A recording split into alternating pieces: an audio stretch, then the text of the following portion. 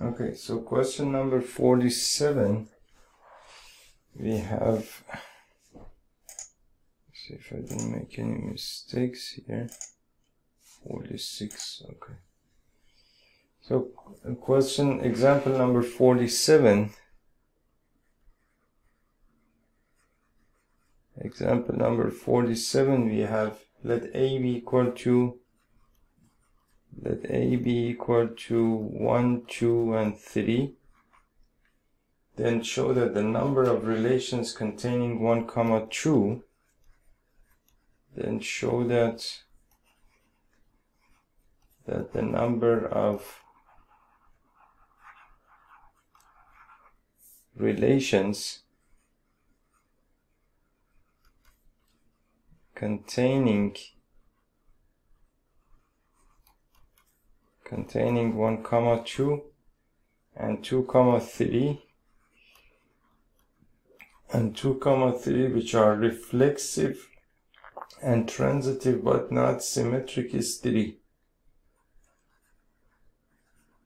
which are reflexive and transitive but not symmetric.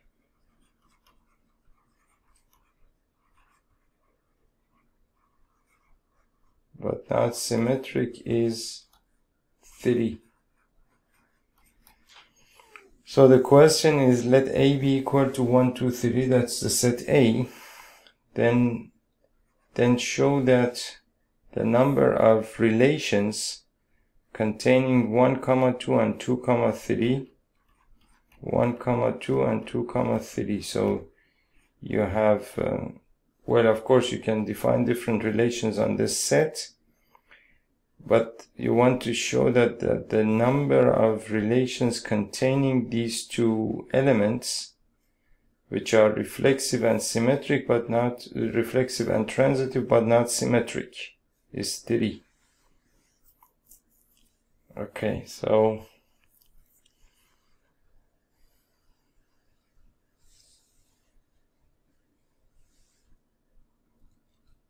now I'm not going to actually spend any time thinking about this problem, but let's walk ourselves through the problem. Here basically the relation is supposed to contain these two elements, and it's supposed to be reflexive and transitive,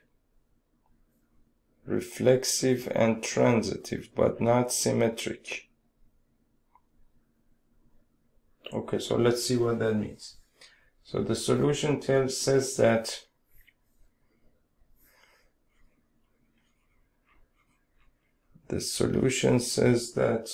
the smallest relation R1, the smallest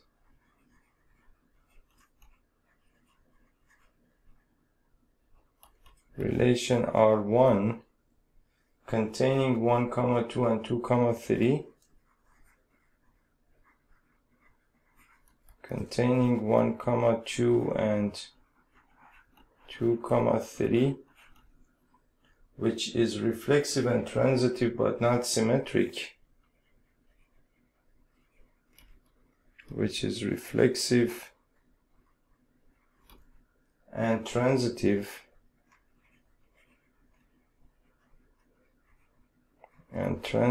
but not symmetric. But not symmetric is, so you have basically, you get this relation here. First of all, you have 1, 2, and then you have 2, 3, and then it's not supposed to be symmetric, but it's supposed to be reflexive and transitive, meaning that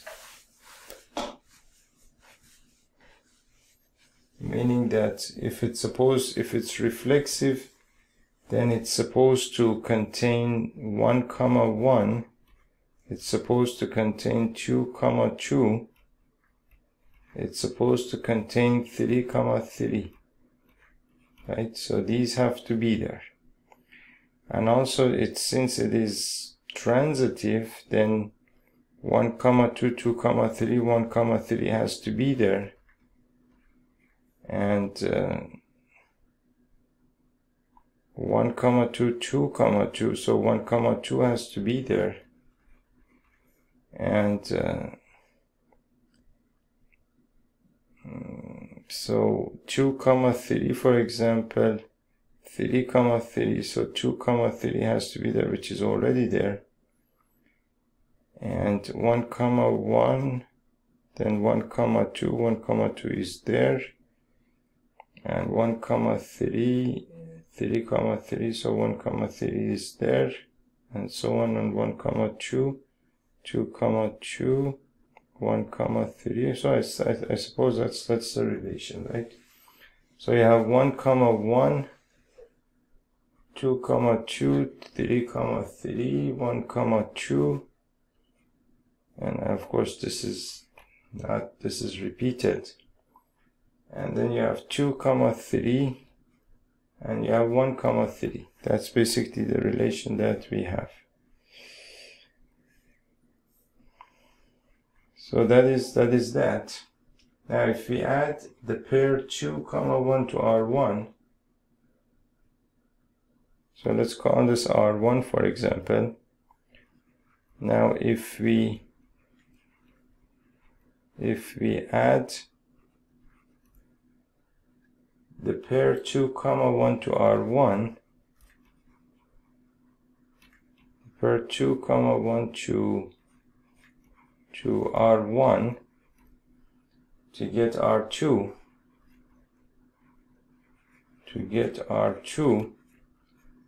then the relation R2 will be reflexive transitive but not symmetric, meaning that if I add 2, 1 over here, the relation is supposed to be the only condition is that it's supposed to be not symmetric. Not symmetric means that for example when 1, 2 is there, when 1, 2 is there, 2, 1 is not supposed to be there, or basically when 2, 3 is there, then 3, 2 is not supposed to be there. But the condition that we use for symmetric, we say that, let me take a look at the definition.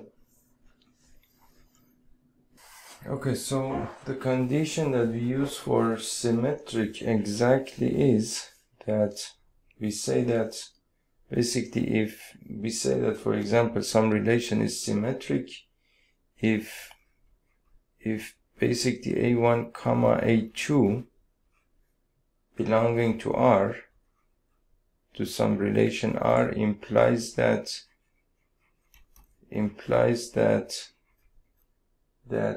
basically A2, A1 belongs to R for all A1, A2 belonging to A, right?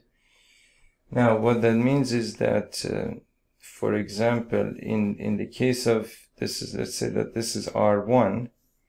Now if I want to make this symmetric, then I would write this as R1 is equal to basically, for example, you have 1, 2, then 2, 1 would have to be there. So 1, 2, and then I would have to add 2, 1 as well.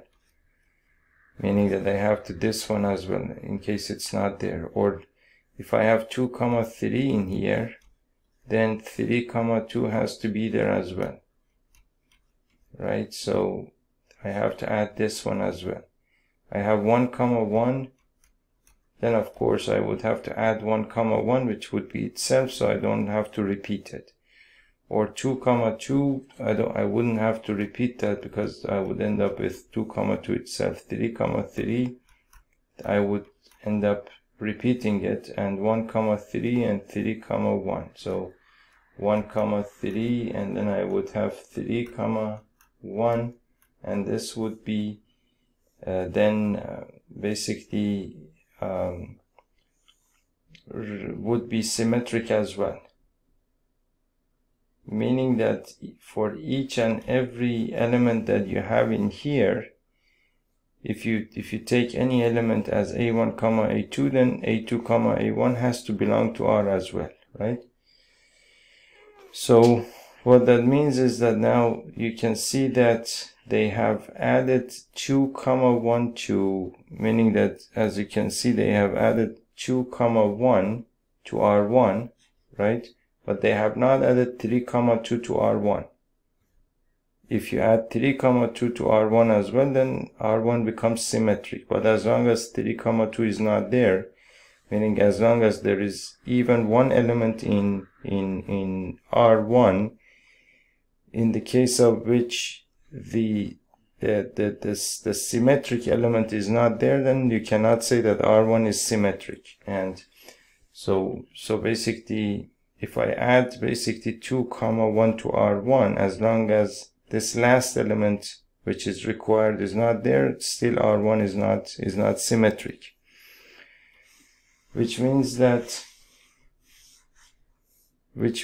basically, now we were talking about this part. We said that now if we add the pair 2 comma 1 to R1 to get R2, now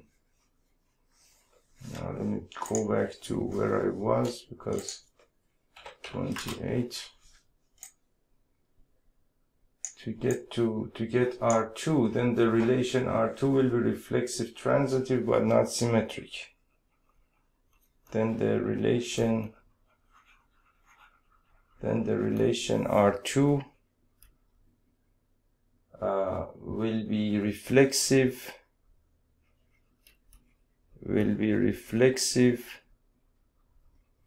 symmetric, not symmetric, transitive, but not symmetric, but not still symmetric, right? And the condition that we are the question that we are asking here is that then show that the number of relations containing these two elements, which are reflexive and symmetric but not transitive, is 3. So far we got R1, we got R2. Now the third one will be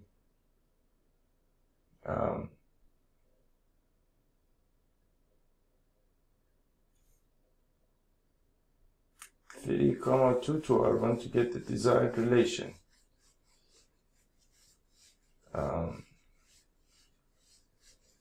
So as I wish I hadn't erased all of those things here,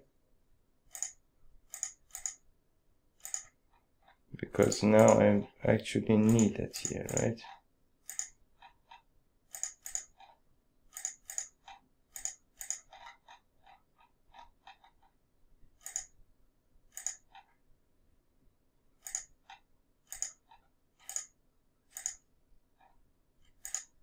Okay, so you see over here, what we have is basically we have these two elements that if I add basically these two elements to R1, the R1 becomes actually symmetric, right?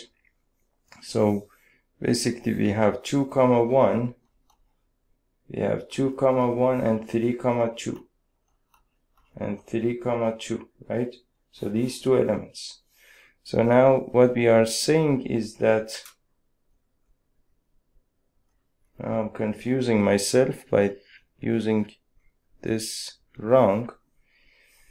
So what we are saying here, now I have to rewrite that sentence again, or rewrite it or write it again. So now we are saying what we are saying, that now if we add the pair 2, 1 to R1 to get R2, then basically the relation R2,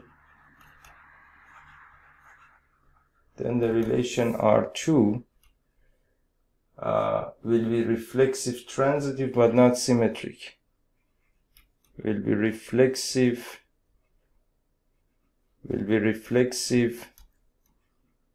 transitive but not symmetric.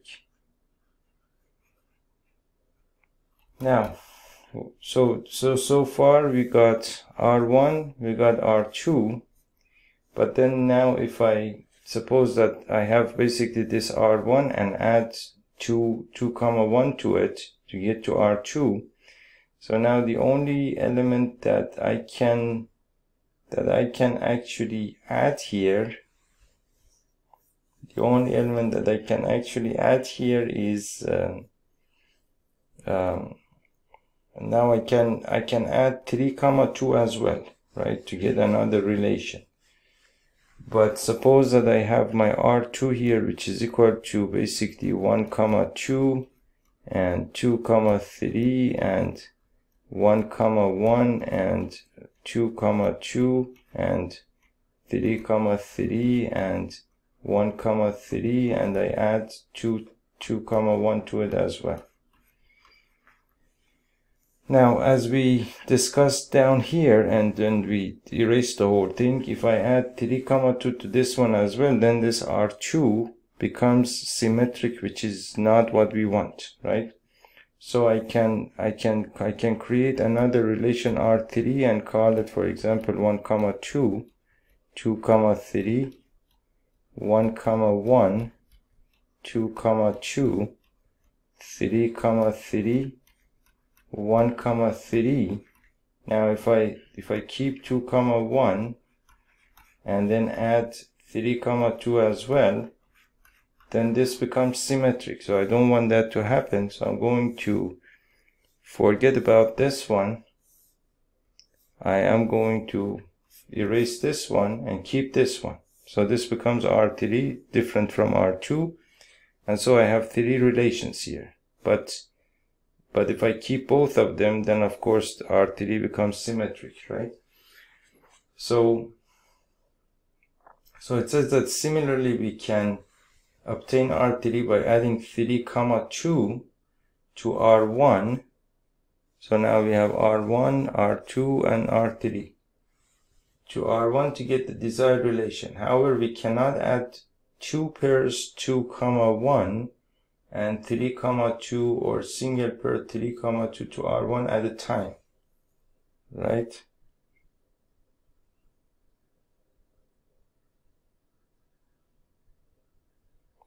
It seems that 3, 1 we cannot add to R1 as well, right? As by doing so, we will be forced to add the remaining pair in order to maintain transitivity, and the process, the relation will become symmetric also, which is not required. Thus, the total number of desired relations is 3. So this is a messy process, but meaning that basically in this process, what happens is that when you add something, since the relation is supposed to be basically as you can see here, is supposed to be reflexive and transitive, and well, being reflexive is not that much of a problem, but being transitive is a little bit messy, meaning that, for example, when you have for example 1, 2 and 2, 3, then you have to add and if the relation is supposed to be transitive, then you have to add 1, 3 as well. There is no other way. Or if you add, for example, here, if you add 1, 4 as 2, 4 as well, then because you added this, then you have to add 1, 4 as well, so that it remains transitive as well. So But this is a good practice for basically understanding the meaning of basically transitive, symmetric, reflexive, and all of those things. Otherwise, you don't want to get any more into this exercise. Okay. So that was question number 47. Now question number 48, or example number 48, we have show that the number of equivalence relations in the set 1, 2, 3, show that the number of equivalence relations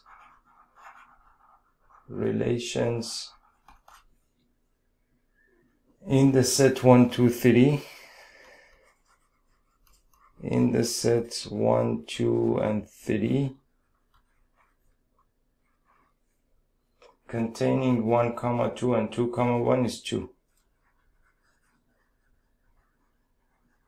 Containing 1, 2, and 2, 1 is 2. This is again the same type of question.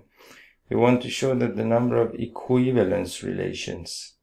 So equivalence relations means that equivalence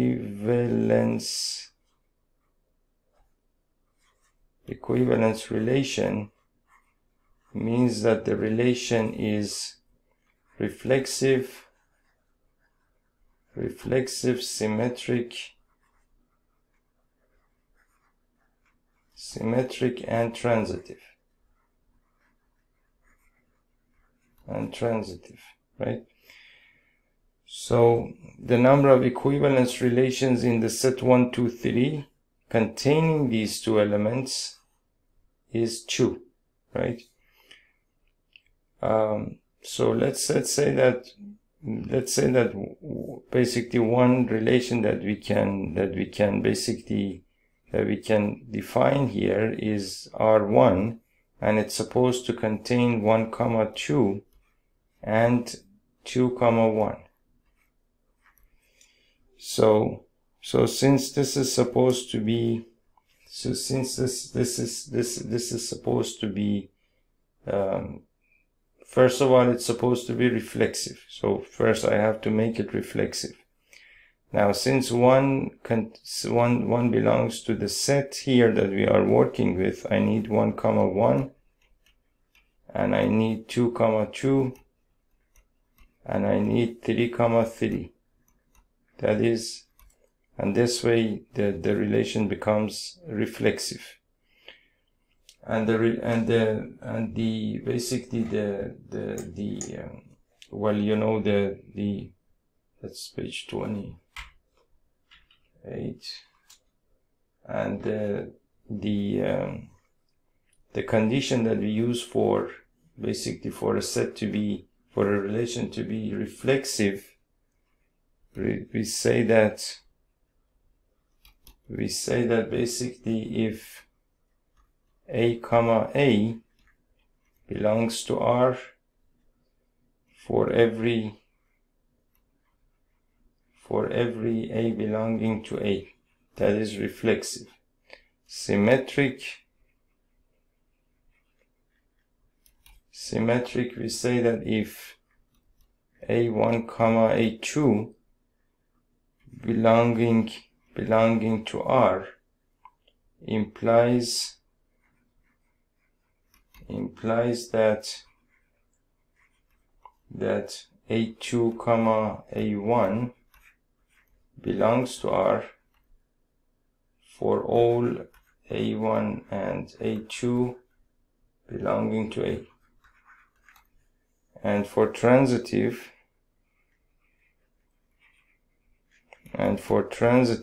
we say that if A1, A2 belonging to R and A2 comma A3 belonging to R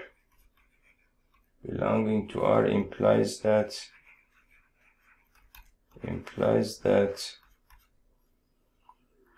A1 comma A3 belongs to R for all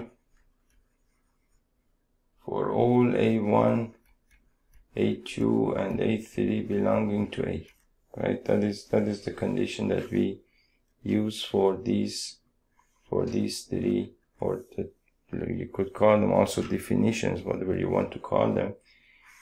But then in order to make this basically reflexive, since 1, 2 and 3 basically belong to this set, I have to have 1 comma 1, 2 comma 2 and 3 comma 3. If I want to make it symmetric, then of course 1 comma 1 belongs to 1 comma 2 belongs to R1, then 2 comma 1 also needs to belong to R1. And then 1 comma 1 belongs to R1. Again, the symmetric of that, which is 1 comma 1, has to belong to R1 as well. 2 comma 2 belongs to R1, then again 2 comma 2 has to belong to R1. 3 comma 3 belongs to R1, then 3 comma 3 belongs to R1 as well, which you don't have to repeat them, right? So now this relation is basically is symmetric. We have no problem with the relation being symmetric. Now it has to be transitive as well. So about transitive, we said that if A1, A2 belongs to R and A2, A3 belongs to R, then that implies that A1, A3 also belongs to R. Which means that for example 1, 2 belongs to R, 2, 1 belongs to R. These two elements are the same, so 1, 1 has to belong to R as well. Or 1, 1 belongs to R, 1, 2 belongs to R, 1, 2 has to belong to R as well, which is also the case. And so basically you need to consider the second element of each of these pairs with the first element of each one of these. So for example, you have a 2 over here, so 1, 1 has to be there. 1, 2 has to be there. And that's it for this one. So that is for 2, and then for 1 you have 2, 1, so 2, 2 has to be there, and 2, 1 has to be there. And I think this is the relation, meaning that the way that you can actually figure out basically how to work with this is that basically 1, 2. You see 1, 2. The second element here is 2. So now you need to be looking for every ordered pair here in which the first element is 2. So one of them is 2, 1. And then 1 and 1 would be 1, 1, which is already there.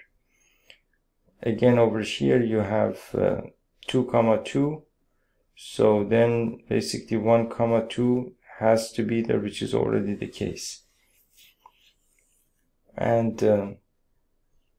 that is for the second element, 2.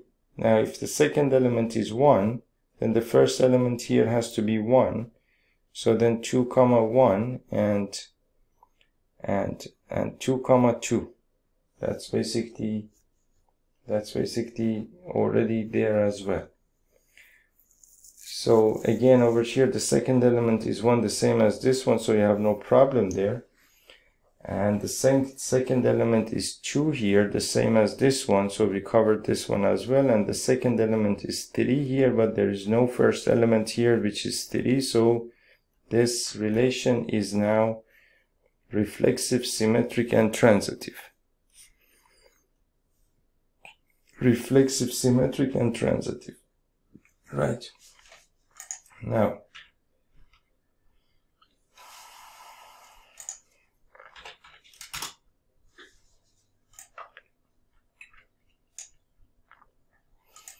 So basically so now we have these two. Basically we have this relation here. Now what we can do,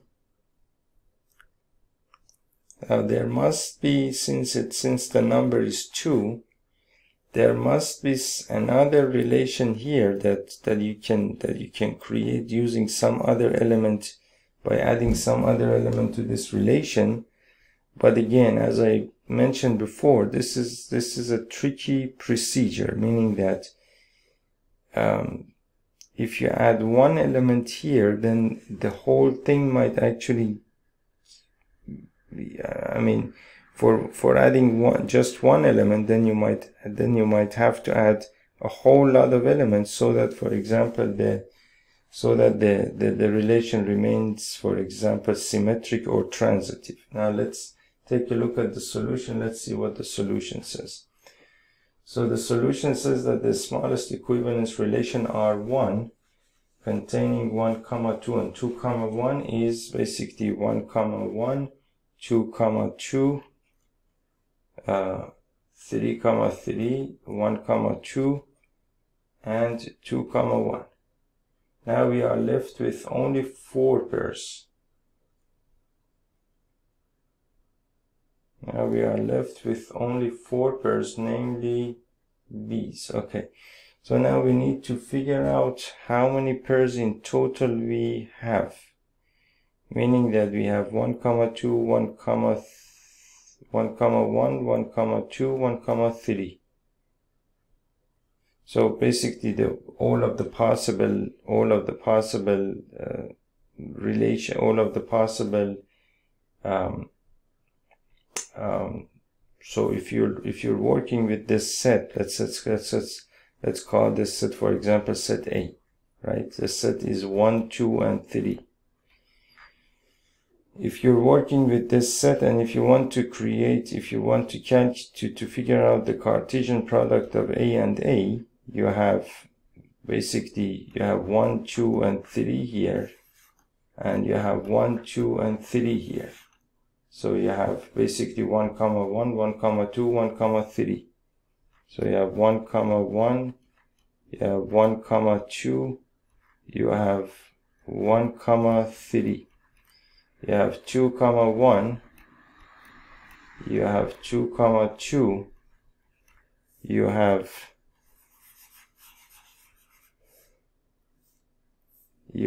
2, 3, you have 3, 1, you have 3, 2, and you have 3, 3, and that's all the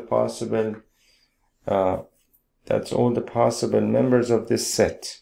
Now, of course, any relation that you create here, any relation that you could create here on this set would be a subset of the Cartesian product of A and A.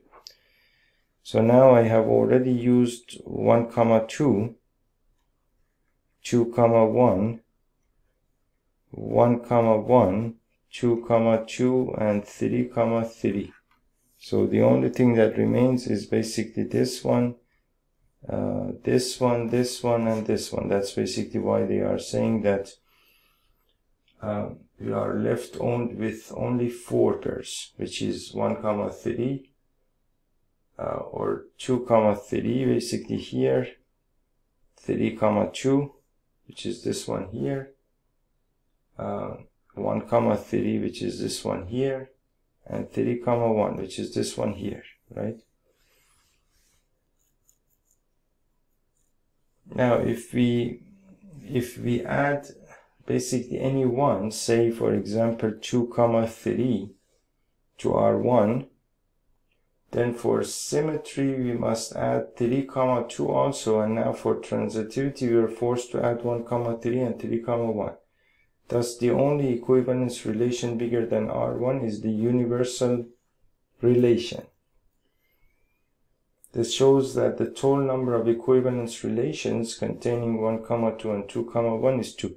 So what they are saying is that now of course I haven't tested this, I'm just saying this based on what I read in the text, what they are saying is that any one of these that you want to add, let's do one case here.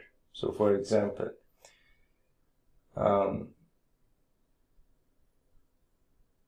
so let's say that I want to add 2, 3 to this set, to this relation. Let's see what happens.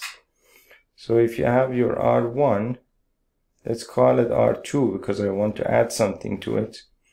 And I have 1, 2 here, and 2, 1 here, and I have 1, 1 here, and I have 2, 2 here, and I have 3, 3 here, right? Now let's add 2, 3 to it. 2, 3 to it.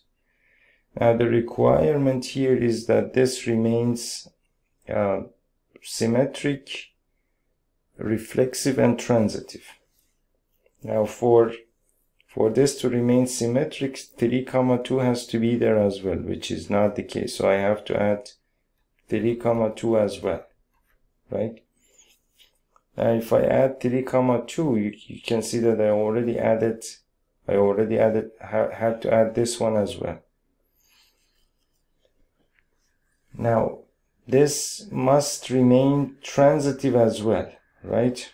This must remain transitive as well, which means that now we have to check everything for transitivity as well from the very beginning, meaning that you have 1, 2, and the second element here is a 2.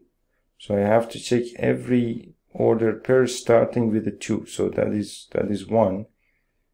So I have no problem with this. That is again 1. I have no problem with this. And that is 1. And you see, basically, I have 1, 2, 2, 3. So 1, 3 has to be there as well. So I have to add this as well, so that this remains transitive. So I added this one as well. So this was for a case where the second element was 2. So this is taken care of. Now let's try this one, 2, 1.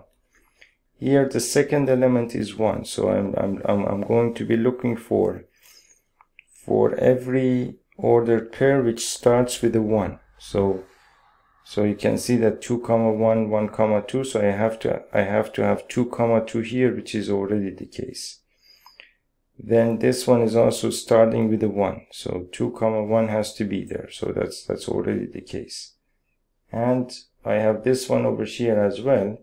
2, 1, 1, 3. So 2, 3 has to be there as well, which is already the case. So we have covered this as well. Now this one, since it ends with a 1, we have already covered it. Since this one ends with a 2, we have already covered it. But this one ends with a 3. 3, 3 ends with a 3. Now I'm going to be looking for every element that starts with a 3. So I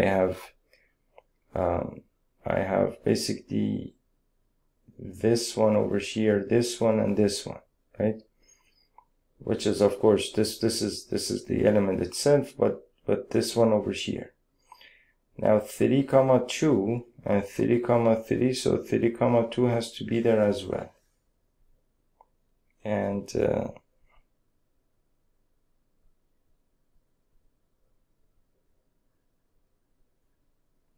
you can see that over here, what happens is that I have 3, 3 and 1, 3.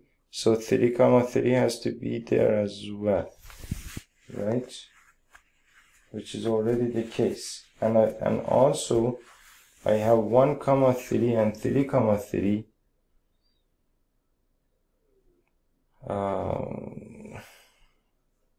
I have 1, 3 and 3, 3. So I have 1, 3 and 3, 3. So 1, 3 has to be there, and also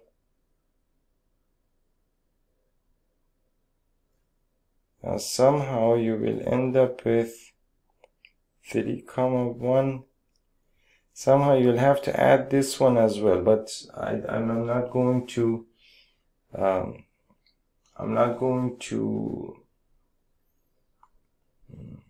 basically keep looking for the element, but now you get the idea how lengthy this process could be.